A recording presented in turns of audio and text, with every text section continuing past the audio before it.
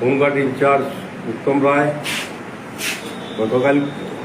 গতকালকে পাবলিক এবং একজন পকেটমার ধরা হয়েছে।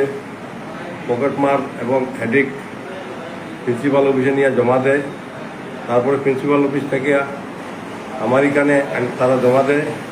জমা দেওয়ার পর কিছুক্ষণ পর এই হেডিকটা এমনি এমনি কাপের দেখিয়া আমার একটু ভয় হয়েছে।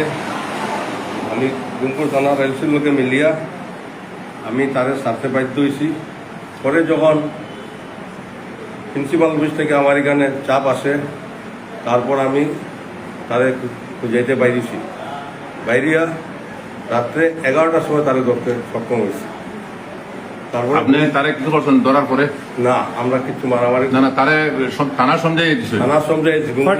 ম্যাক্সিমাম টাইম 11টা, রাত্রে 11টা। রাত্র 11টা। আপনারা সমঝাই দিয়েছেন মেডিকেল আউটপোস্ট? প্রস্তুত তারা মেডিকেল করছে। তারা মেডিকেল। হ্যাঁ, আমার সঙ্গে আছেন অমিত নাথ, জিয়াউল চৌধুরী, সিতু রায়